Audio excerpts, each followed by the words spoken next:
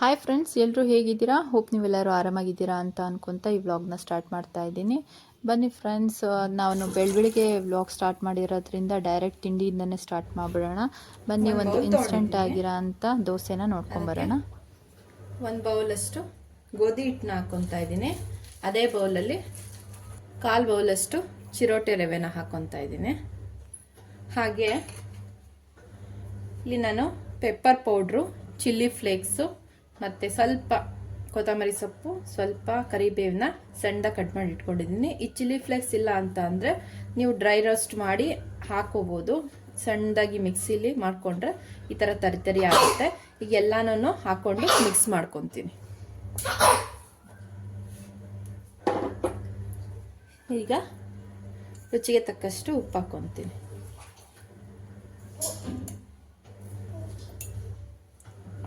ಈಗ ಎಲ್ಲದನ್ನು ಒಂದ್ಸಲಿ ಮಿಕ್ಸ್ ಮಾಡ್ಕೊಂಡ್ಬಿಡೋಣ. ನೀರು ಹಾಕ್ಕೊಂಡು ಮಿಕ್ಸ್ ಮಾಡೋದಕ್ಕೆ ಮುಂಚೆ ಈಗ ಸ್ವಲ್ಪ ನೀರು ಹಾಕಂತ ಮಿಕ್ಸ್ ಮಾಡ್ಕೊತೀನಿ. ಇದು ದೋಸೆ ಹಿಟ್ಟಿಗಿನ್ನ ಒಂದು ಸ್ವಲ್ಪ ತೆಳ್ಳಗಿರಬೇಕು, ಸ್ವಲ್ಪ ಹಿಟ್ಟಿರಬೇಕು. ಇದು ಕರೆಕ್ಟಾಗಿದೆ. ಇದೊಂದು 5 ನಿಮಿಷ ಹಾಗೆ ಇರಲಿ. ನಾವು ಅಷ್ಟರಲ್ಲಿ ಹೆಂಚು ಕಾಯಕ್ಕೆ ಇಟ್ಕೊಂಡ್ಬಿಡೋಣ. ಈಗ ಚೆನ್ನಾಗಿ ಕಾದಿದೆ ಹೆಂಚು. ಈಗ ಎಣ್ಣೆ ಎಲ್ಲ ಸ್ವಲ್ಪ ಗ್ರೀಸ್ ಮಾಡ್ಕೊಂಡ್ಬಿಡೋಣ. ಚೆನ್ನಾಗಿ ಕಾದಿದೆ ಹೆಂಚು. ನೀರು ಹಾಕ್ಕೊಂಡು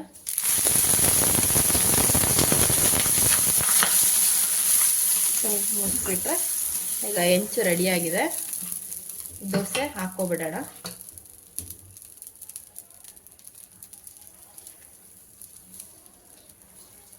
ನೋಡಿ, ನಿಮಗೆ ಎಷ್ಟು ದೊಡ್ಡದಾಗಿ ಬೇಕೋ ಅಷ್ಟು ದೊಡ್ಡದಾಗಿ ಹಾಕೋಬೇಕು. ಇದು 1 ಸೌಟಷ್ಟು ಹಾಕೊಂಡಿದ್ದೀನಿ. ಮಾಮೂಲಿ ನೀವು ಯಾವ ರೀತಿ ಚಪಾತಿ ಅಥವಾ ದೋಸೆ ಬೇಯಿಸ್ಕೊತೀರೋ ಅದೇ ರೀತಿನೇ ಬೇಯಿಸ್ಕೋಬೇಕು. ಕಲರ್ ಚೇಂಜ್ ಆಗಿದೆ. ತೆಗೆದ್ಬಿಟ್ಟು ಈ ಸೈಡ್ ಬೇಯಿಸ್ಕೊಳ್ಳೋಣ. ಇದು ಇನ್ಸ್ಟಂಟಾಗಿ ಮಾಡೋಂಥ ದೋಸೆ ಫ್ರೆಂಡ್ಸ್. ಯಾರಿಗಾದ್ರೂ ಇಂಟ್ರೆಸ್ಟ್ ಇದ್ದರೆ, ಇದಕ್ಕೆ ಜಾಸ್ತಿ ಟೈಮ್ ಅನ್ನೋದಿದ್ರೆ ಇದಕ್ಕೆ ಸಣ್ಣದಾಗಿ ಹೆಚ್ಕೊತ ಅಥವಾ ತುರ್ಕೊಂತ ಕ್ಯಾರೆಟು, ಬೀನ್ಸು ಇದೆಲ್ಲ ಹಾಕೋಬೋದು. ಕ್ಯಾರೆಟು, ಬೀನ್ಸು ಇದೆಲ್ಲ ಹಾಕ್ಕೊಂಡ್ರೆ ದೊಡ್ಡದು ಮಾಡೋಕ್ಕಾಗಲ್ಲ ದೋಸೆ, ಇಷ್ಟಗಲ ಮಾಡೋಕ್ಕಾಗಲ್ಲ, ಉತ್ತಪ್ಪ ಟೈಪ್ ಮಾಡ್ಕೋಬೋದು. ಇದು ಕ್ವಿಕ್ಕಾಗಿ ಆಗೋಂಥ ರೆಸಿಪಿ. ಏನಿಲ್ಲ ಅಂದರೆ 5 to 10 ಮಿನಿಟ್ಸ್ ಒಳಗೆ ಆಗೋಗುತ್ತೆ ಫ್ರೆಂಡ್ಸ್.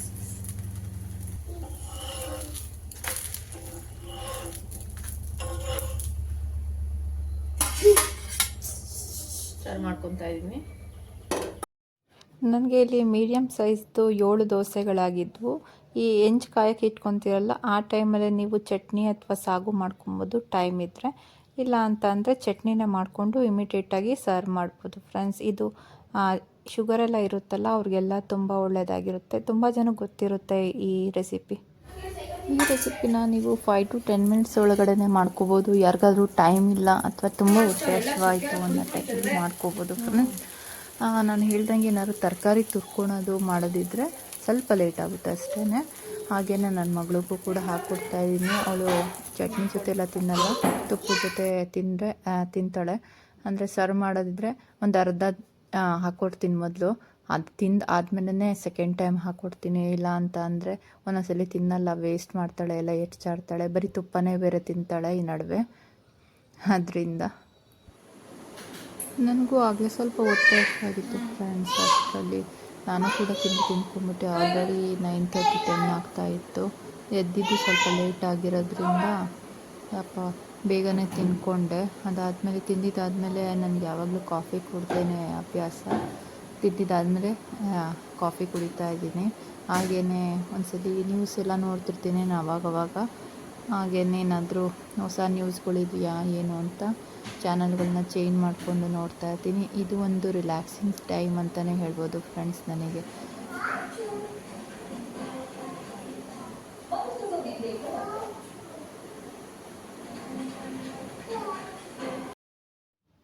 ಆಮೇಲೆ ಸ್ವಲ್ಪ ಹೊತ್ತಿಗೆ ನಾನು ಕಸ ಗುಡಿಸಿ, ನೆಲ ಒರೆಸಿ, ಹಾಗೆ ಬಾಗಿಲೆಲ್ಲ ಮುಂಚೆನೇ ತೊಳೆದಿದ್ದೆ. ಅದಾದಮೇಲೆ ನಾನು ಸ್ನಾನ ಮಾಡ್ಕೊಂಬಂದಿದ್ದೀನಿ. ಇವತ್ತು ಮಂಗಳವಾರ ಆದ್ದರಿಂದ ತಲೆಗೆ ಸ್ನಾನ ಮಾಡ್ಕೊಂಡಿದ್ದೀನಿ. ನಾನು ರೆಡಿಯಾಗಿದ್ದೀನಿ, ನನ್ನ ಮಗಳಿಗೂ ಕೂಡ ರೆಡಿ ಮಾಡೋಣ ಅಂತ ಕರ್ಕೊಂಬಂದಿದ್ದೀನಿ ಫ್ರೆಂಡ್ಸರು. ಹಾಗೆ ಇವತ್ತು ಮಂಗಳವಾರ ಆದ್ದರಿಂದ ದೇವ್ರ ಪಾತ್ರೆ ಸಾಮಾನೆಲ್ಲ ತೊಳಿಬೇಕಾಗಿದೆ. ನಾನು ವೀಕ್ಲಿ ಒಂದ್ಸಲಿ ದೇವ್ರ ಪಾತ್ರೆ ಸಾಮಾನ ತೊಳ್ಕೊಂಬಿಡ್ತೀನಿ. ಇಲ್ಲ ಅಂತ ಅಂದರೆ ನನಗೆ ಮನಸ್ಸಿಗೆ ನೆಮ್ಮದಿ ಇರಲ್ಲ. ನಾವು ಫ್ರೆಶ್ ಆಗಿರ್ತೀವಿ, ಹಾಗೆಯೇ ದೇವ್ರ ಪಾತ್ರೆ ಕೂಡ ನಾವು ತೊಳ್ಕೊಂಬಿಟ್ರೆ ಅದು ಕೂಡ ಫ್ರೆಶ್ ಆಗಿದ್ದರೆ ನೋಡೋಕ್ಕೂ ಚೆನ್ನಾಗಿರುತ್ತೆ ಮತ್ತು ಭಕ್ತಿನೂ ಕೂಡ ಬರುತ್ತೆ. ನಾನು ಇತ್ತೀಚೆಗೆ ತೊಗೊಂಡಿರೋ ಅಂಥದ್ದು ಇತ್ತೀಚೆಗೆ ತೊಗೊಂಡಿರೋಂಥದ್ದು ಕೆಮಿಕಲ್ನ ನಾನು ನಿಮ್ಗೆ ತೋರಿಸಿದ್ದೀನಿ, ಶುಭಮ್ ಅಂತ. ವೆರಿ ಪ್ಲೆಸೆಂಟ್ ಸ್ಮೆಲ್ ಬರುತ್ತೆ ಫ್ರೆಂಡ್ಸ್, ಒಂಥರ ಗಂಧದ ಥರನೇ ಸ್ಮೆಲ್ ಬರುತ್ತೆ. ಅದು ನಂಗೆ ತುಂಬಾ ಇಷ್ಟ ಆಗುತ್ತೆ ಫ್ರೆಂಡ್ಸ್. ಹಾಗೆಯೇ ನಾನು ಇಲ್ಲೆಲ್ಲ ಫೋಟೋಗಳ್ನೆಲ್ಲ ತಕ್ಕೊಂಬಿಟ್ಟು ಒರೆಸ್ಕೊತಾ ಇದ್ದೀನಿ. ನಾನು ಫೋಟೋ ಒರೆಸ್ಕೊಳೋದಕ್ಕೆ ಒಂದು ಬಟ್ಟೆ ಮತ್ತು ಎಲ್ಲ ದೇವ್ರ ಪಾತ್ರೆ ಸಾಮಾನೆಲ್ಲ ತೊಳೆದಾದ್ಮೇಲೆ ಇನ್ನೊಂದು ಬಟ್ಟೆನ ಇಟ್ಕೊಂಡಿರ್ತೀನಿ. ದೇವ್ರ ಪಾತ್ರೆ ಸಾಮಾನಿಗೋಸ್ಕರನೇ ಒಂದು 2-3 ಬಟ್ಟೆನ ಡೆಡಿಕೇಟ್ ಮಾಡಿ ಇಟ್ಕೊಂಡಿದ್ದೀನಿ. ಈ ಥರ ಕೆಂಪುದು ಬರುತ್ತಲ್ಲ ಫ್ರೆಂಡ್ಸ್, ವಸ್ತ್ರ ಅಂತಾರಲ್ಲ, ಅದನ್ನ ಇಟ್ಕೊಂಡಿರ್ತೀನಿ. ಹಾಗೆಯೇ ಫೋಟೋಗಳು ಏನೇನಿತ್ತು ಎಲ್ಲ ತಕ್ಕೊಂಬಿಡ್ತಾ ಇದ್ದೀನಿ. ಇದು ಅರ್ಕೆ ದುಡ್ಡಿದೆ. ನಾವು ಇಷ್ಟರಲ್ಲೇ ಯಡಿಯೂರ್ಗೆ ಹೋಗಬೇಕು ಅಂತ ಇದ್ದೀವಿ, ಆದರೆ ಹೋಗೋಕ್ಕೇನು ಸಾಧ್ಯ ಆಗಿಲ್ಲ.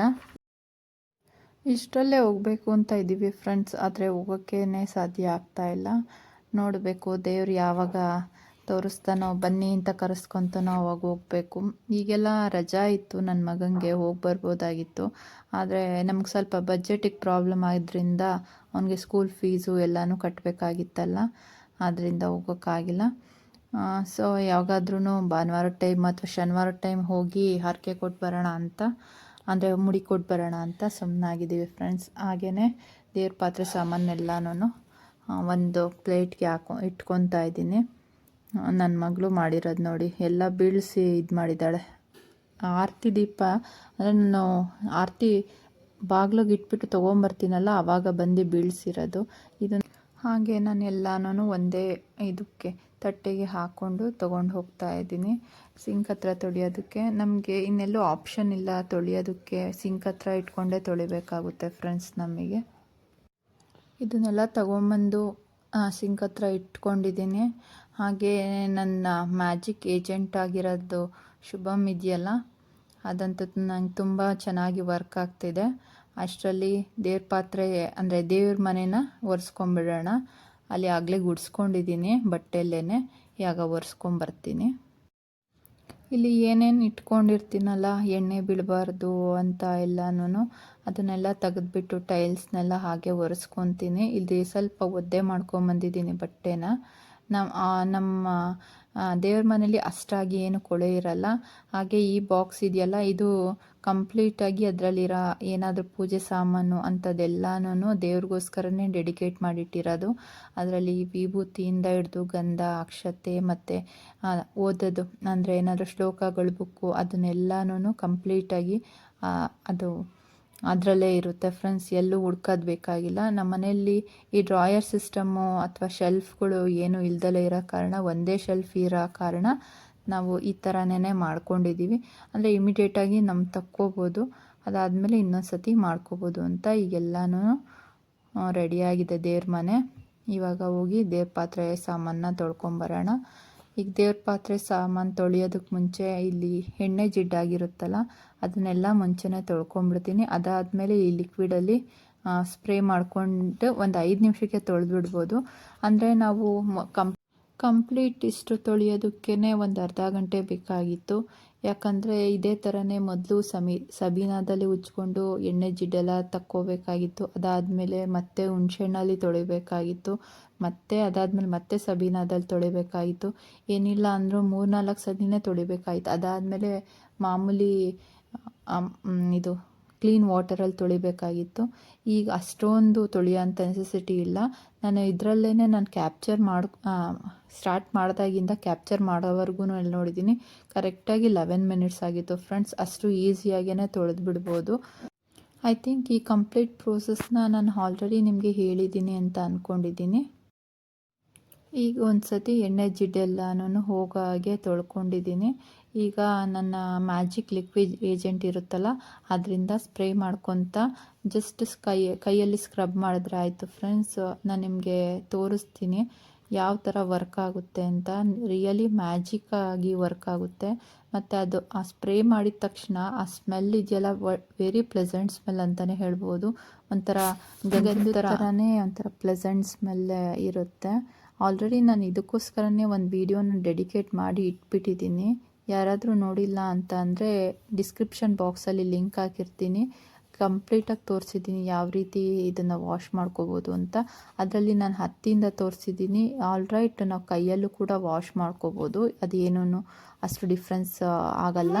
ನಾನು ತೋರಿಸ್ತಾ ಇದ್ದೀನಿ ನಿಮಗೆ ಯಾವ ರೀತಿ ವರ್ಕ್ ಆಗುತ್ತೆ ಅಂತ. ಒಂದು ಕ್ಲೀನ್ ಆಗಿರೋ ಅಂಥದ್ದು ಅಂದರೆ ಸಬೀನಾದಲ್ಲಿ ಕ್ಲೀನ್ ಮಾಡಿರೋ ಅಂಥದ್ದು, ಇನ್ನೊಂದು ಈ ಲಿಕ್ವಿಡ್ ಏಜೆಂಟ್ ಹಾಕಿ ಕ್ಲೀನ್ ಮಾಡಿರೋ ಅಂಥದ್ದನ್ನ ತೋರಿಸ್ತಾ ಇದ್ದೀನಿ ನಿಮಗೆ. ಇದಾದಮೇಲೆ ಎಲ್ಲ ತೊಳ್ಕೊಂಡಿದ್ದೀನಿ. ಈಗ ತೊಗೊಂಡೋಗಿ ದೇವ್ರ ಮನೇಲಿ ಇಟ್ಕೊಂಡು ನೀಟಾಗಿ ಅರಿಶಿನ ಕುಂಕುಮ ಎಲ್ಲ ಹಚ್ಚೋಣ. ಅರಿಶಿನ ಕುಂಕುಮ ಹಚ್ಚೋದಕ್ಕೆ ಮುಂಚೆ ಒಂದು ಕ್ಲೀನಾಗಿರೋ ಒಣಗಿರೋ ಬಟ್ಟೆಯಲ್ಲಿ, ಮಡಿ ಬಟ್ಟೆಯಲ್ಲಿ ನಾವು ಒರೆಸ್ಕೊತಾ ಹೋಗೋಣ. ಮೊದಲನೇದಾಗಿ ನಾನು ದೀಪಗಳನ್ನೆಲ್ಲ ಒರೆಸ್ಕೊತೀನಿ. ಯಾಕಂದರೆ ದೀಪನೇ ಅಲ್ವಾ ಮೇಯ್ನು ಬೇಕಾಗಿರೋದು. ಅದು ಎಣ್ಣೆ ಎಲ್ಲ ಹಾಕಿದ್ರೆ ಒಂಥರ ಸಿಡಿ ಸಿಡಿ ಅಂತ ಸೌಂಡ್ ಆಗುತ್ತೆ. ಅದರಿಂದ ಎಲ್ಲನೂ ಒಂದು ಕಡೆಯಿಂದ ಒರೆಸ್ಕೊತಾ ಬಂದುಬಿಡ್ತೀನಿ.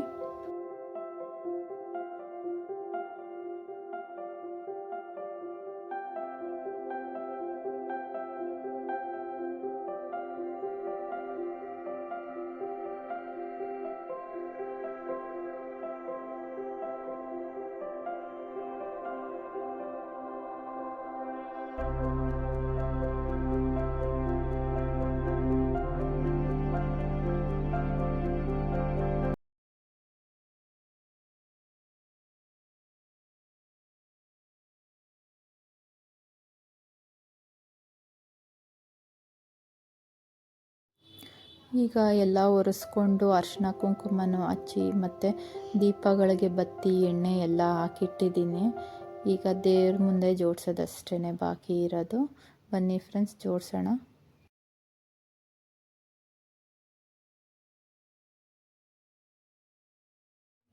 ನಾನು ದೇವ್ರ ಫೋಟೋ ಮುಂದೆ ಎಲ್ಲನೂ ಅಂದರೆ ದೀಪಗಳನ್ನ ಮತ್ತು ಒಂದು ಗಣೇಶನ ವಿಗ್ರಹ ಎಲ್ಲನೂ ಜೋಡಿಸ್ಕೊಂಡಿದ್ದೀನಿ. ಹಾಗೆಯೇ ಇಲ್ಲಿ ನಾನು ಗಂಗೆ ಪೂಜೆ ಮಾಡ್ಕೊತ ಎಲ್ಲ ಪ್ರೋಕ್ಷಣೆ ಮಾಡಿಕೊಂಡು ಮತ್ತು ಒಂದೊಂದೇನೆ ಹೂವುಗಳನ್ನೆಲ್ಲ ಇಟ್ಕೊಂಬಂದ್ಬಿಡ್ತೀನಿ.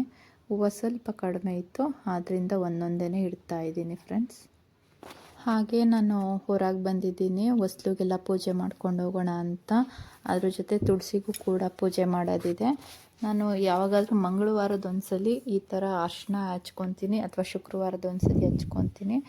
ನಮ್ಮ ಮನೆ ದೇವ್ರು ಬಂದು ನಿಮ್ಗೆ ಆಲ್ರೆಡಿ ಗೊತ್ತೇ ಇದೆ, ಸವದತ್ತಿ ಎಲ್ಲಮ್ಮ. ಅದು ಮಂಗಳವಾರನೇ ವಾರ ಆಗಿರೋದ್ರಿಂದ ಮಂಗಳವಾರ ಸ್ವಲ್ಪ ಸ್ಪೆಷಲ್ ಪೂಜೆ ಇರುತ್ತೆ. ನೋಡಿ ಇಲ್ಲಿ ಯಾವ ಥರ ಆಗಿದೆ ಇದು ರಂಗೋಲಿ ಅನ್ನೋದು. ಅದ್ರ ಮೇಲೆಲ್ಲ ಮಳೆಯೆಲ್ಲ ಬಿದ್ದುಬಿಟ್ಟು ಒಂಥರ ಗಟ್ಟಿ ಗಟ್ಟಿ ಥರನೇ ಆಗೋಗಿದೆ. ಕ್ಲೀನಾಗಿ ಹಾಕೋಕ್ಕೆ ಬರಲಿಲ್ಲ ಫ್ರೆಂಡ್ಸ್. ಇದು ಒಂದೇ. ಆಮೇಲೆ ದೇವ್ರ ಮನೆಗೆ ಬಂದಿದ್ದೀನಿ ದೇವ್ರ ಪೂಜೆ ಮಾಡೋಣ ಅಂತ. ಕರೋತಿ ಕಲ್ಯಾಣಂ ಆರೋಗ್ಯಂ ಧನ ಸಂಪದ ಶತ್ರುಬುದ್ಧಿ ವಿನಾಶಾಯ ದೀಪಜ್ಯೋತಿರ್ನಮೋಸ್ತುತೆ ದೀಪಜ್ಯೋತಿರ್ಪರಬ್ರಹ್ಮ ದೀಪಜ್ಯೋತಿರ್ಜನಾರ್ದನಃ ದೀಪೋ ಹರತು ಮೇ ಪಾಪಂ ಸಂಧ್ಯಾ ದೀಪಂ ನಮೋಸ್ತುತೆ. ನಾವು ಊದ್ಗಡ್ಡಿ ಹಚ್ಚೋದೇ ರೇರು. ಅಂಥದ್ರಲ್ಲಿ ಊದ್ಗಡ್ಡಿ ತಂದಿದ್ರು, ಅದರಿಂದ ಹಚ್ಚೋಣ ಅಂತ ಹೋದರೆ ನಾನು ಬೆಳಗ್ದೆ. ಅಂದರೆ ಇಲ್ಲಿ ಗಂಟೆ ಏನೂ ಅಲ್ಲಾಡಿಸ್ಲಿಲ್ಲ. ಸ್ವಲ್ಪ ಟೈಮ್ ಆಗಿರೋದ್ರಿಂದ ನಾನು ಗಂಟೆ ಅಲ್ಲಾಡಿಸ್ದಲ್ಲೇ ಹಾಗೆ ಮಾಡ್ತಾಯಿದ್ದೆ, ಅಂದರೆ ಪೂಜೆನ ಮಾಡ್ತಾಯಿದ್ದೆ. ಅದೇ ಟೈಮಲ್ಲಿ ನನ್ನ ಮಗಳು ಯಾವಾಗಲೂ ನನ್ನ ಜೊತೆಲೇ ಇರ್ತಾಳಲ್ಲ, ಆ ಟೈಮಲ್ಲಿ ಆ ಕೈ ಹಿಡ್ಕೊಳೋದು ಅದು ನೋಡಿ ಅವಳದು ಕೈಗೆ ಬರ್ತಾ ಇದೆಯಲ್ಲ, ಅದರಿಂದ ಆಗಲೇ ಇಲ್ಲ. ಅದಕ್ಕೆ ಅವಳಿಗೆ ಕೊಟ್ಟೆ, ಹೋಗಲಿ ನೀನಾದರೂ ಮಾಡು ಅಂತ. ಅವಳದು ಕೂಡ ಕ್ಯಾಪ್ಚರ್ ಮಾಡಿದ್ದೀನಿ ಫ್ರೆಂಡ್ಸ್, ಯಾವ ರೀತಿ ಅಂದರೆ ಪೂಜೆ ಮಾಡಿದ್ದಾಳೆ ಅಂತ ಕ್ಯಾಪ್ಚರ್ ಮಾಡಿದ್ದೀನಿ. ಹಾಗೆ ಇಲ್ಲಿ 1-2 ಸತಿ ಮಾಡಿದ್ಲು, ಆಗೋಯ್ತು ಅಂತ ಇದು ಬಾಗಿಲಿಗೆಲ್ಲ ನಾನು ಪೂಜೆ ಮಾಡ್ತೀನಿ ಅಂತ ಹೋದ್ಲು. ನೋಡಿ ಯಾವ ಥರ ಮಾಡ್ತಾಯಿದ್ದಾಳೆ ಅಂತ. ಹೊಸ್ಲಿಗೆ ಯಾವ ಥರ ನಾನು ಮಾಡ್ತೀನಿ ಎಲ್ಲ ನೀಟಾಗಿ ನೋಡ್ಕೊಂಬಿಟ್ಟಿದ್ದಾಳೆ. ಹಾಗೇ ಹೂವು ಸಮೇತ ಇಟ್ಕೊಬೇಕು ಅನ್ನೋದು ಚೆನ್ನಾಗಿ ಗೊತ್ತಿದೆ. ನಾನು ಹೇಳಿದೆ 2 ಕೈಯಲ್ಲೂ ಈ ಥರ ಇಟ್ಕೊಂಡು ಮಾಡು ಅಂತ, ಅದರಿಂದ ಅವಳು ಆ ಥರ ಇಟ್ಕೊಂಡು ಮಾಡ್ತಾ ಇದ್ದಾಳೆ.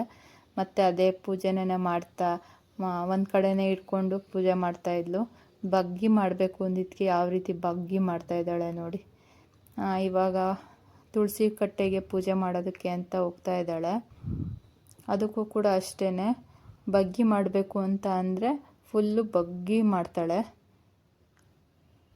ಈ ಕಡೆಯಿಂದ ಮಾಡು ಅಂತ ಅಂದೆ ನೋಡಿ, ಆವಾಗಲೂ ನಿಂತ್ಕೊಂಡ್ಮಾಡಲು, ಬಗ್ಗಿ ಮಾಡು ಅಂದರೆ ಈ ಥರ ಮಾಡ್ತಾವಳೆ. ಕೈ ಹಿಡ್ಕೊಂಬಾಡು ಅಂತ ಎಲ್ಲ ಹೇಳ್ತಾ ಇದ್ದೀನಿ, ಆಮೇಲೆ ಮಾಡ್ತಾಳೆ. ಅದು ಅವಳಿಗೆ ಇನ್ನೂ ಸ್ವಲ್ಪ ಗೊತ್ತಾಗ್ತಾ ಇಲ್ಲ ಅಂತ ಅಂದ್ಕೊಂಡಿದ್ದೀನಿ. ಇನ್ನೊಂದು 2-3 ಸಲ ಚೆನ್ನಾಗಿ ಕಲಿಸ್ಕೊಟ್ಬಿಟ್ರೆ ಕಲ್ತ್ಕೊತಾಳೆ ಅಂತ ಅಂದ್ಕೊಂಡಿದ್ದೀನಿ.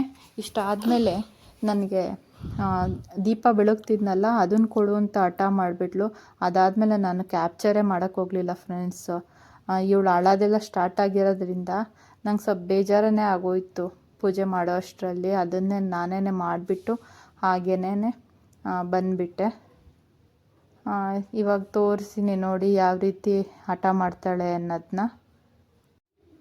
ತುಂಬ ಹಠ ಮಾಡೋದೆಲ್ಲ ಕಲ್ತ್ಕೊಂಡ್ಬಿಟ್ಟಿದ್ಲು. ಹೋಗ್ಲಿ ನಾನು ಇಟ್ಕೊಂಡು ಮಾಡ್ತೀನಿ ಅಂದ್ರೂ ಅದು ಬಿಡ್ತಾಯಿಲ್ಲ, ಅವಳಿಗೆ ಬಿಡಬೇಕಂತೆ. ಅಲ್ಲಿ ಎಣ್ಣೆ ಎಲ್ಲ ಚೆಲ್ಲೋಗ್ತಾ ಇದೆ ಅಂತ ಹೇಳ್ತಾನೆ ಇದ್ದೀನಿ, ಬಟ್ ಸ್ಟಿಲ್ ಅವಳು ಕೇಳ್ತಾನೆ ಇಲ್ಲ.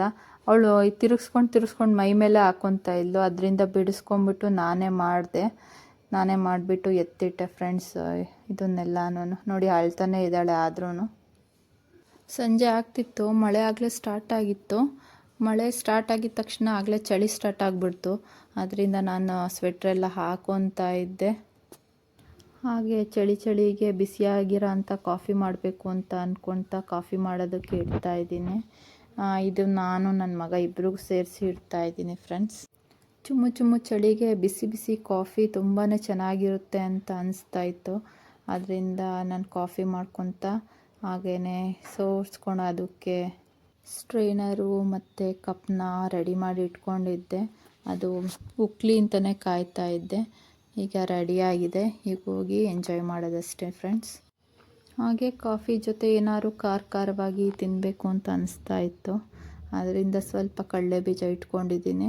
ಇದು ಖಾರದ ಕಡಲೆ ಬೀಜ, ಸ್ವಲ್ಪ ಲೈಟಾಗಿ ತೊಗೊಂಡಿದ್ದೀನಿ ಅಷ್ಟೇ, ಏನು ಜಾಸ್ತಿ ಏನು ತಿನ್ನೋಕ್ಕೆ ಹೋಗಲ್ಲ. ಇಷ್ಟ ಆಗಿತ್ತು ಫ್ರೆಂಡ್ಸ್ ಇವತ್ತಿನ ವ್ಲಾಗ್. ಈ ವ್ಲಾಗ್ ಸ್ವಲ್ಪ ಉದ್ದ ಆಗಿದೆ ಅಂತ ಅಂದ್ಕೊತೀನಿ. ಉದ್ದ ಆಗಿದ್ದರೂ ಲೈಕ್ ಮಾಡಿ, ಶೇರ್ ಮಾಡಿ, ಸಬ್ಸ್ಕ್ರೈಬ್ ಮಾಡ್ಕೊಳ್ಳಿ. Thanks for watching.